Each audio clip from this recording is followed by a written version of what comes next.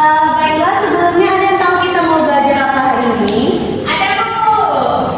Coba nyata apa kita mau belajar apa hari ini? Energi alternatif Bu. Oke, bagus. Berarti dia mau belajar. Nggak kuliah lagi. Kade Bu. Oke, yang lain juga harus kayak gitu ya, dipersiapkan kalau mau belajar itu. Bu, tadi saya mau jawab yang benar duluan. Nggak apa-apa. Ada yang tahu tujuan pembelajaran kita hari ini? Baru tahu Bu. Nggak tahu ya, berarti dari Ibu bacakan saja. Untuk tujuan pembelajaran kita yang pertama itu memahami konsep energi alternatif beserta bentuk-bentuknya, lalu menganalisis transformasi energi yang terjadi dalam kehidupan sehari-hari, menganalisis sumber-sumber energi alternatif, menganalisis energi terbarukan, dan yang terakhir itu kalau misalnya kita masih ada waktu, kita akan melakukan percobaan terkait energi terbarukan untuk mengetahui adanya konversi energi tenaga surya menjadi energi listrik. Jadi Ibu harap Anda semua itu bisa berperan juga agar kita dapat mencapai tujuan pembelajaran kita ya Nana. Baik Bu. Baiklah, seperti yang disampaikan oleh Nena tadi, kita akan belajar tentang energi alternatif. Nah, di sini ada 3 subbab yang akan Ibu ajarkan.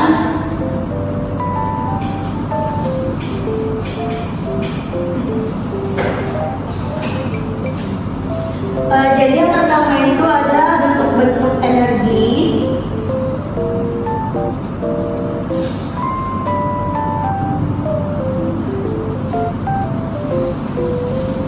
Lalu ada pengukuran energi.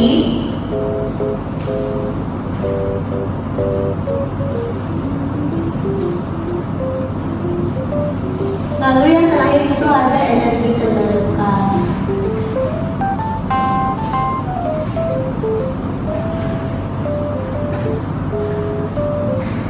Jadi ada 3 poin yang akan kita pelajari anak-anak hari ini. Jadi di sini Ibu udah ada PPT-nya. Jadi nanti Amanda bisa dilihat ya.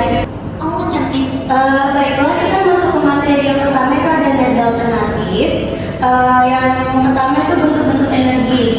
Jadi di sini ada beberapa energi anak-anak. Ada energi kimia, energi potensial, dan banyak lagi di sini. Yang pertama itu energi kimia. Oh ya, sembari Ibu menjelaskan bisa kalian catat juga. Mana yang penting nanti bisa kalian catat dari yang PPT ini. Udah Ibu tulis juga di dalam grup. Yang pertama itu energi kimia. Contoh sumber energi kimia diantaranya berasal dari makanan dan bahan bakar. Contohnya itu ada minyak, gas, batu bara, dan kayu. Energi kimia berasal dari makanan itu dilepaskan oleh reaksi kimia dalam tubuh kita. Hal ini membuat kita dapat melakukan berbagai aktivitas. Nah, jadi dari energi kimia ini penerapannya bisa kayak ke kita pagi kita mau pergi sekolah kan, anak-anak pagi ke sekolah pasti ada sarapan. Nah, penerapan untuk energi kimia itu sarapan itu jadi buat kalian sarapan ada energi kimia yang nantinya memberikan kalian bahan bakar supaya kalian tuh bisa ada energinya selama kalian sekolah seharian gitu. Jadi untuk contoh lain energi kimia itu ada baterai, ada energi kimia dari baterai yang diubah menjadi energi listrik dan lain-lainnya. Selanjutnya itu ada energi potensial gravitasi. Untuk energi potensial gravitasi itu dimiliki oleh benda karena posisinya terhadap permukaan bumi. Benda pada ketinggian tertentu di atas permukaan bumi itu memiliki energi yang disimpan dalam bentuk energi potensial gravitasi. Nah, energi ini siap diubah atau ditransfer menjadi energi lain.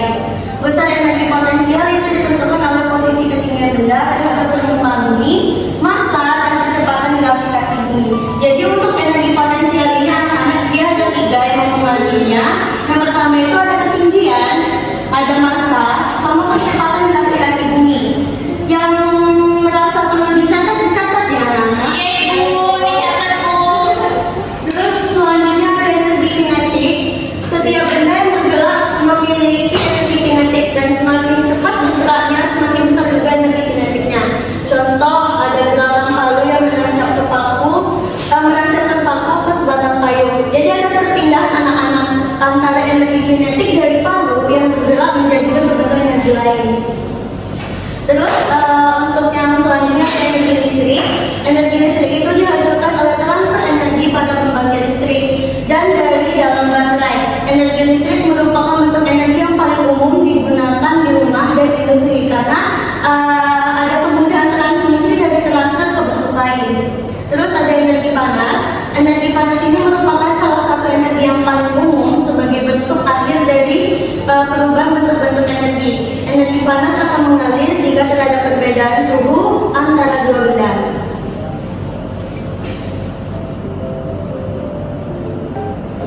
Baiklah, kita masuk ke pengukuran energi, yaitu usaha dan daya.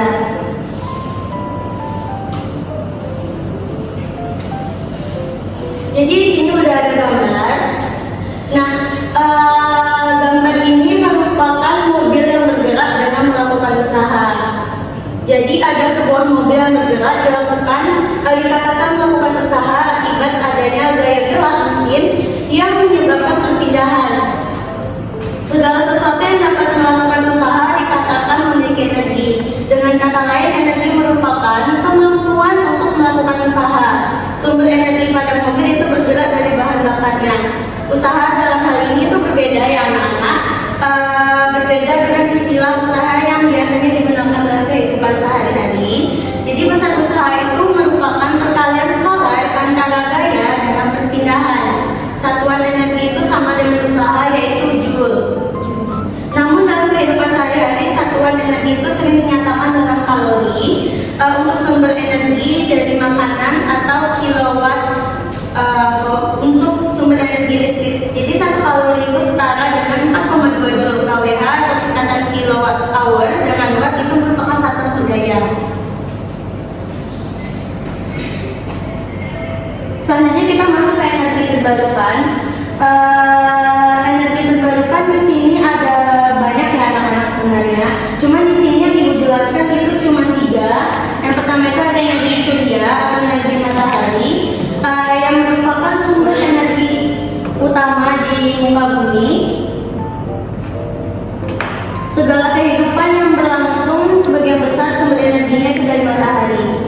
Karena matahari ini dia energi utama ya anak-anak. Jadi banyak dari orang-orang di luar sana itu memanfaatkan energi surya ini. Jadi ada contohnya kayak panel surya, atau ada banyak lagi biasanya karena yaitu tadi energi surya ini dia merupakan sumber utama di muka bumi. Jadi ada teknologi yang dapat mengubah energi surya menjadi energi listrik, yaitu sel surya atau juga sering disebut dengan fotovoltaik. Jadi sel surya ini dapat dianalogikan sebagai komponen dengan 2 terminal atau sambungan. Sel surya berfungsi seperti dioda saat diberi cahaya matahari sehingga dapat menghasilkan tegangan searah. Pada umumnya satu sel surya komersial itu menghasilkan tegangan searah sebesar 0,5 sampai 1 volt. Dan arus short circuitnya dalam skala ampere per sentimeter kuadrat itu tegangannya sangat kecil sehingga jumlah sel surya disusun secara seri membentuk panel surya. Untuk satu panel surya komersial itu biasanya menghasilkan tegangan searah bervariasi tergantung dengan pada dimensinya. Namun pada umumnya tegangannya itu antara 3 sampai 12 volt dalam kondisi pendinginan standar. Jadi ini ada contoh gambar pembangkit tenaga surya, bisa dilihat. Jadi di Indonesia sudah ada juga untuk pembangkit listrik tenaga suryanya. Salah satunya itu ada di Kupang. Dia berlokasi di Desa Wineru, Kecamatan di Kupang Timur, Kabupaten Minahasa Utara, Provinsi Sulawesi Utara. Jadi terdapat 64.620 hamparan panel surya membentang di atas ladang seluas 29 hektar dan menghasilkan energi mencapai 14 megawatt per harinya. Yang selanjutnya itu ada energi angin. Energi terbarukan yang berasal dari energi angin di Indonesia itu mulai dikembangkan oleh pembangkit listrik tenaga bayu atau PLTB atau angin yang menggunakan kincir angin raksasa. Nah, jadi ini sudah mulai dikembangkan juga. Biasanya pertama untuk yang pembangkit listrik tenaga angin ini paling terkenalnya itu di daerah negara Belanda ya, soalnya dia juga disebut sebagai negara kincir. Jadi di Indonesia juga udah ada pembangkit listrik tenaga bayu yang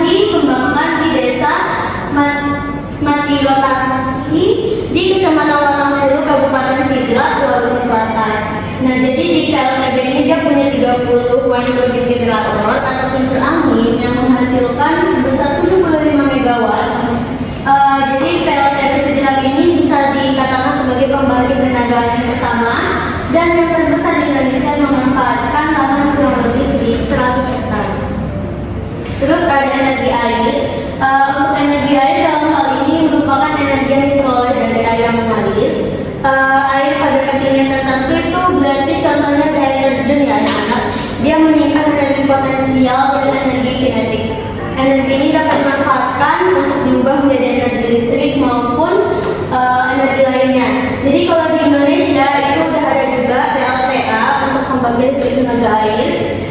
Udah banyak juga dikembangkan di beberapa daerah, contohnya ada di Waduk Cilacap, Jawa Barat, Waduk Saguling di Jawa Barat juga, PLTA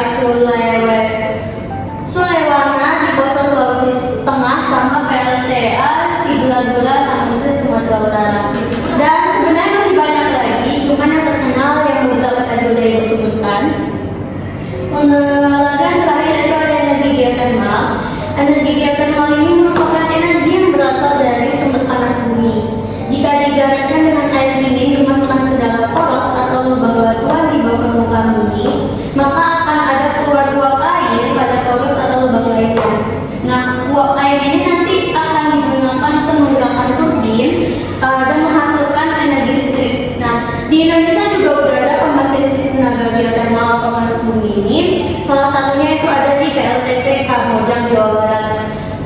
PLTP ini juga mulai beroperasi pada tahun 1982 dengan satu unit pembangkit yang terus dikembangkan sampai hari ini. Mengoperasikan 7 pembangkit dengan daya listrik yang dihasilkan sebesar 375 megawatt.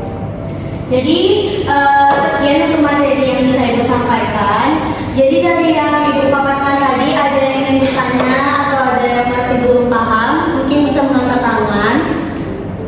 Sudah jelas Bu? Sudah jelas. Bu, mau nanya.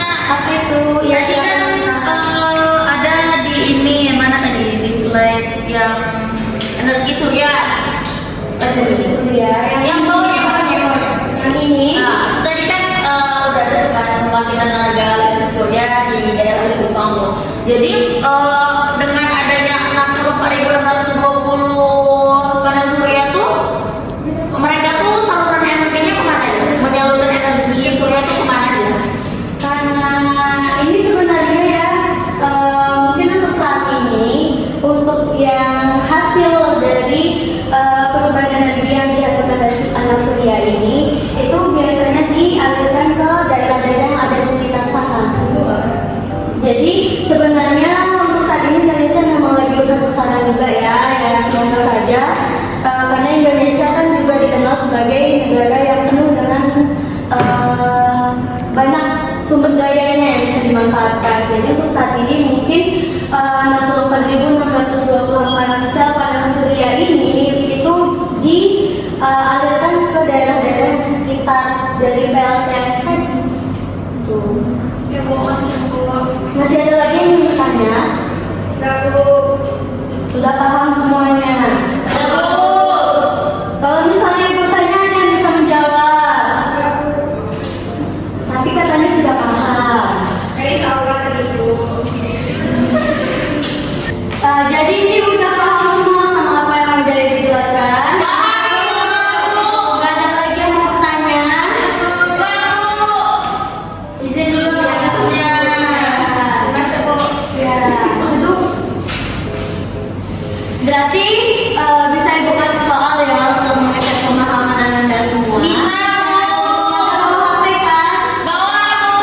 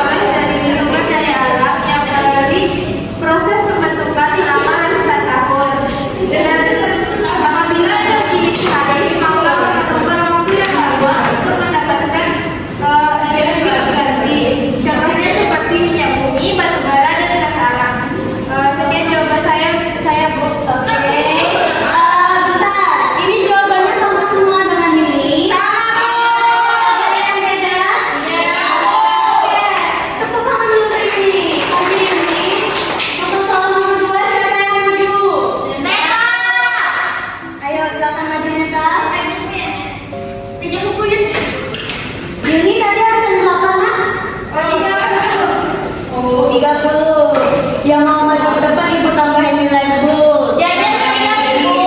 Oke, ayo Neta dibaca soalnya. Perkenalkan nama saya Natalia Andesa. Saya akan menjelaskan tentang materi kedua, yaitu deskripsikan perubahan transformasi energi pada alat di bawah ini. Gambarnya ada sepeda, generator dan air. Jawaban saya yaitu gerak kaki mengubah energi kimia dalam tubuh menjadi energi kinetik berupa putaran roda. Ibu isi ya Bu. Ya. Yang kedua, energi kinetik menggerakkan generator sehingga energi kinetik berubah menjadi listrik. Lalu yang ketiga, energi listrik digunakan untuk memanaskan filament kawat sehingga terjadi perubahan energi listrik menjadi energi kalor panas. Lalu yang terakhir, energi kalor memanaskan air pada tabung dan menggerakkan molekul-molekul air sehingga lebih cepat bergerak.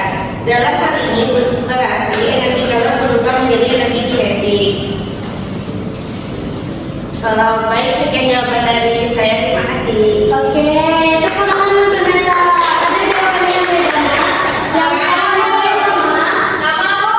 Oke. Neta senang lagi? 28 Bu. Maju lagi, majulah. Atau yang satu nomor 3 siapa namanya Bu? Oke, maju dan si.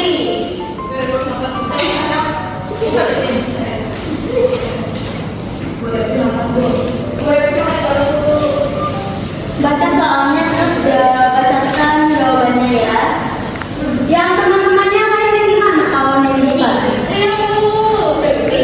Untuk pertanyaannya, sebagai daerah tropis yang mendapatkan cahaya matahari sepanjang tahun, Indonesia memiliki potensi yang sangat besar untuk mengembangkan sumber energi listrik tenaga surya sebagai alternatif bagi minyak dan batu bara. Berikan analisis mengenai keuntungan dan kerugian penyebabkan energi listrik tenaga surya. Untuk jawabannya, untuk keuntungannya itu yang pertama tidak membuang karbon dioksida atau CO2, terus selanjutnya tidak mengkonsumsi bahan bakar fosil. Yang ketiga, sumber tenaga surya tidak akan habis. Terus setelah pembangkit listrik tenaga surya terpasang, biaya pembayaran tagihan listrik menjadi murah atau tidak ada. Untuk yang terakhir, menggunakan kekuatan alam atau energi bersih. Dan untuk kerugiannya itu, yang pertama biaya awal pemasangan cukup tinggi, yang kedua tergantung pada cuaca, khususnya intensitas cahaya matahari, dan yang ketiga iklan energi matahari cukup mahal, dan yang terakhir kerugiannya adalah diperlukan banyak uang untuk pemasangannya. Sekian, terima kasih. Baik, beri tepuk tangan untuk Lesti. Ada yang beda jawabannya nak? Sama kayaknya mau hampir betul semua. Sama semua ya. Berarti anak-anak ibu udah paham ya? Oke. Ini yang soal nomor 4 ada yang mau menjelaskan juga, ada yang mau menjawab. Maju Ana. Tadi Lesti langsung berapa nak? 24. Oke.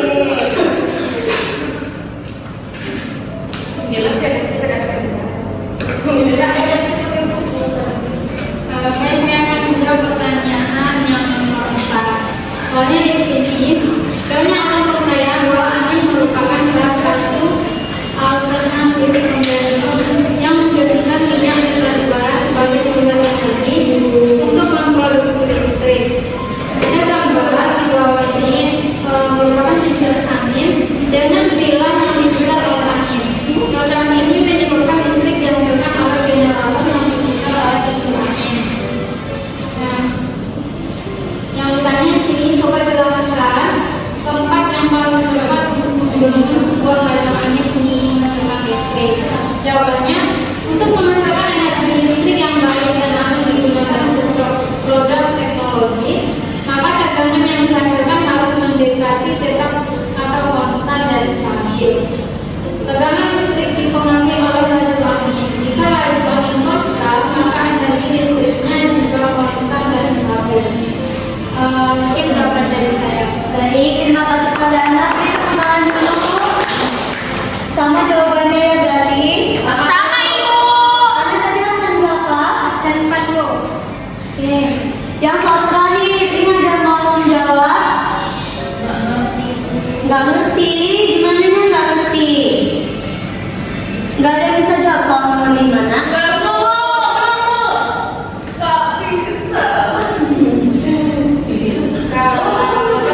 Nggak ngerti, Bu. Nggak ngerti. Yang lain juga nggak ngerti. Oke, berarti Bu aja yang jelaskan ya soal nomor 5. Jadi soal nomor 5 ini dia ada gambar mobil ya, Nana?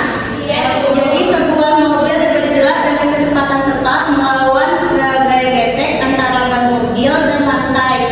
Untuk soalnya itu jelas